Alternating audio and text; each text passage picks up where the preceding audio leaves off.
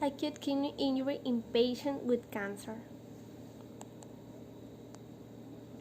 Definition: the most common renal manifestation associated with cancer include acute kidney injury. Conventional chemotherapeutic agents may injure all compartments of the kidney, tubules, intestine, vasculature, and glomerulus, and thus lead to various forms of acute kidney injury. The development of acute kidney injury in patients with cancer represents a significant event that increases mortality and morbidity and can limit the effectiveness and use of chemotherapeutic regimens.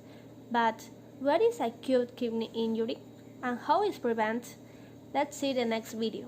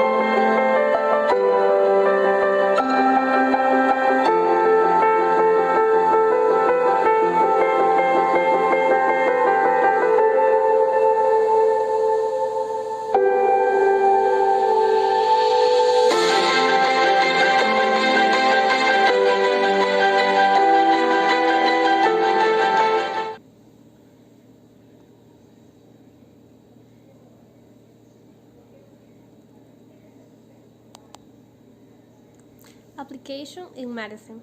The long-term consequences of acute kidney injury is in patients with cancer are highly variable, and it is likely that overall severity of illness, age, and functional status contribute significantly to prognosis in this type of patients.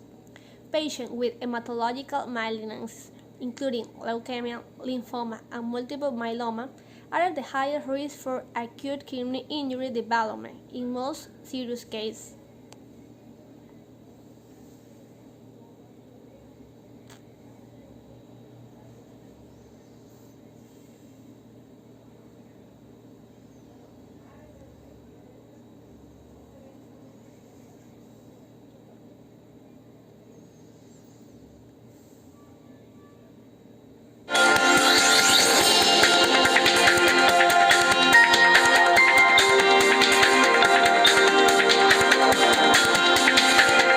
This is Doug Brunk for Global Medical News Network, reporting from the annual meeting of the American Society of Nephrology in Denver.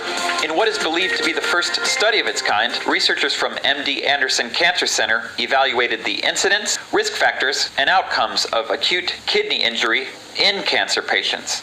We know that acute kidney injury is on the rise, but little is known about its incidence or outcomes or risk factors in patients with cancer. So we, working at MD Anderson Cancer Center, looked at admission of patients into the cancer center over a 3 months period in 2006. We found that the incidence is much higher than compared to the community admission of patients for medical reasons. Cancer patients had about 28% acute kidney injury during the hospitalization.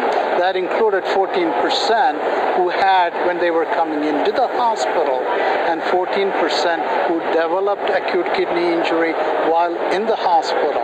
Again, little is known about the outcome of these patients who developed acute kidney injury. And what we found was that patients who develop acute kidney injury, the cancer patients in the hospital, has about 5-fold increased odds ratio for mortality.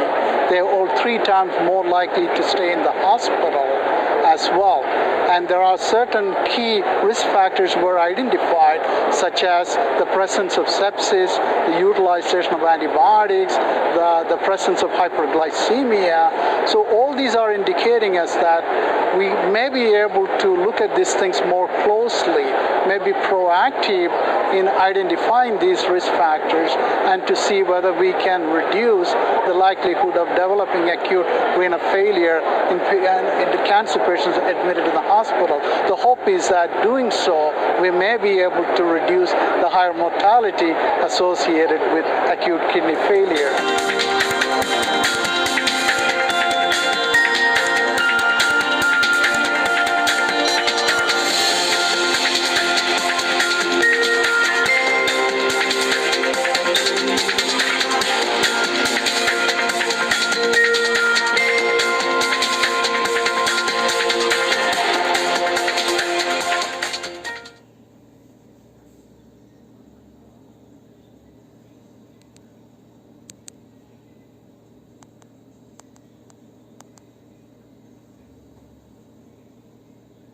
Pros and cons.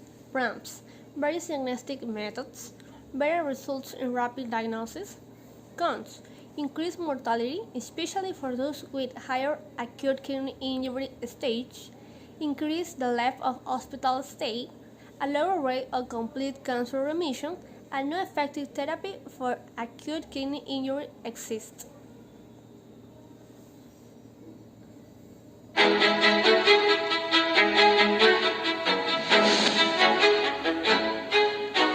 Acute kidney injury is an acute condition. It happens rapidly. It causes a loss of renal function.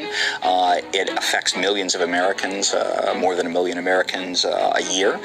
It causes a doubling of the hospital mortality and hospital length of stay, and causes millions, in fact, billions of dollars in cost to care for. And it causes long-term disability in terms of chronic kidney disease, need for dialysis, and conditions like increased risk for cardiovascular disease. It's very difficult to diagnose, which is part of the problem for treatment. Early on, there's no symptoms. It's a silent killer. Later, it's diagnosed by changes in function, which are manifest by changes in serum creatinine or urine output. But by then, there's often already a loss of kidney tissue. In terms of treatment, right now treatment is largely supportive, although the hope is that new emerging therapies will be useful in the future.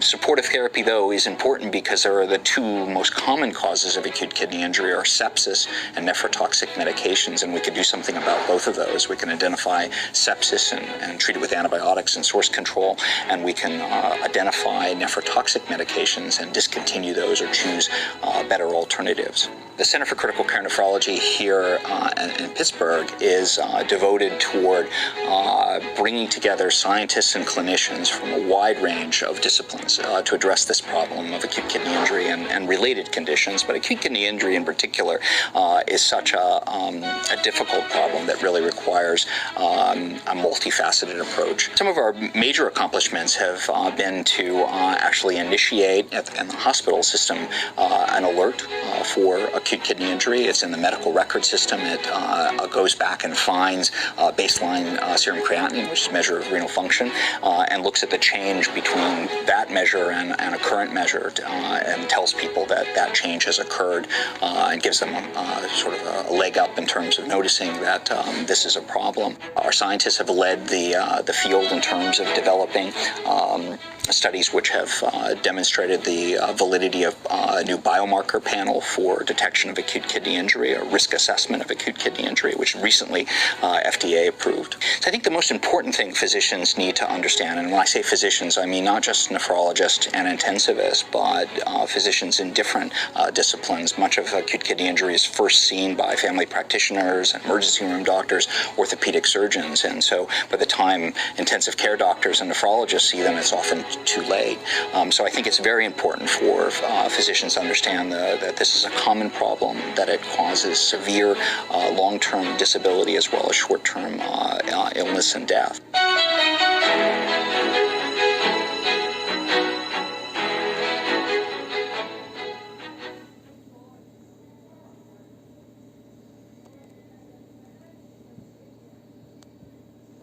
Issue applying Equator.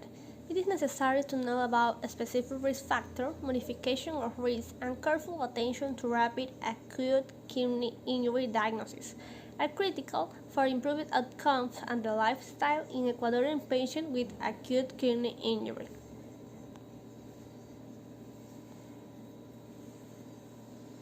There's about a 30% chance that someone going through their malignancy has a kidney dysfunction or electrolyte dysfunction or new hypertension as a result of the malignancy itself or because of the treatments they're undergoing. So any kind of malignancies.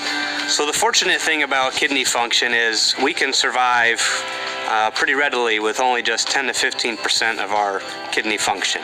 But you may be referred to a kidney doctor like myself when any degree of kidney dysfunction is detected.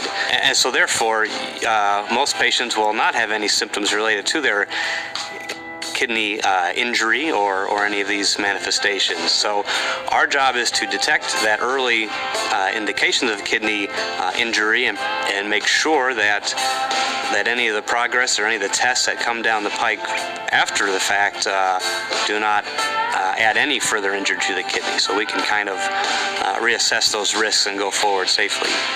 That's the unique thing, is we're really going to tailor each patient visit, particular to, really depends on what kind of chemotherapies they're receiving, what types of blood pressures they were on pre-existing, and if we are evaluating a patient whose kidneys have been injured in the course of treatment, we need to go through their whole medication list and make sure that any medications that need to be have their doses reduced to compensate for that decreased kidney function is done, or even remove some medications that may be further hampering the kidney's recovery.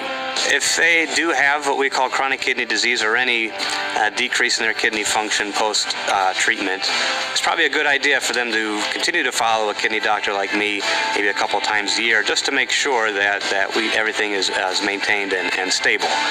They may have chronic kidney disease kidneys for the rest of their life, but it may in no way, truly impact on their quality of life, but it's something to keep a close eye on.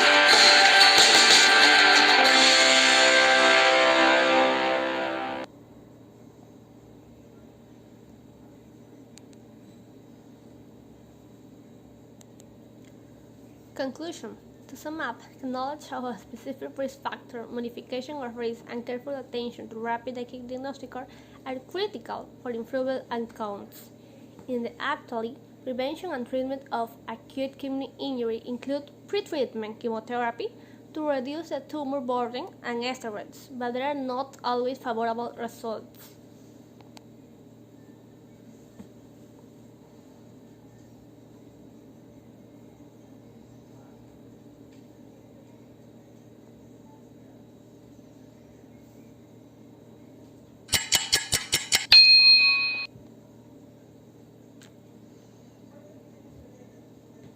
Acute kidney injury is the most frequent complication in patients with septic shock and is associated with high mortality.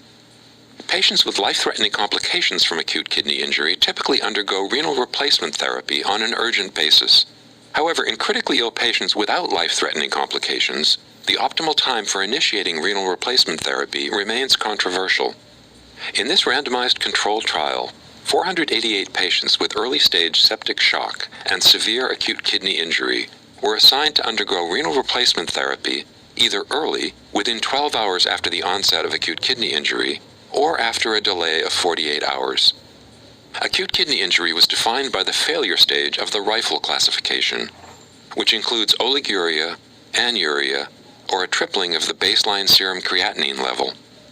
The choice of the renal replacement therapy technique was at the discretion of treating clinicians at each of the 29 participating intensive care units in France. The difference in 90-day mortality between groups was not statistically significant, with a rate of 58% in the early strategy group and 54% in the delayed strategy group. In the delayed strategy group, 41 patients required renal replacement therapy before 48 hours. The delayed strategy group also had more metabolic abnormalities in the first 7 days after enrollment. 9 patients in the delayed group developed severe hyperkalemia, as compared with none in the early strategy group. The authors conclude that there was no significant difference in overall mortality at 90 days when comparing early initiation of renal replacement therapy with a 48-hour delay in patients with septic shock and non-life-threatening complications from acute kidney injury. Full trial results are available at nejm.org.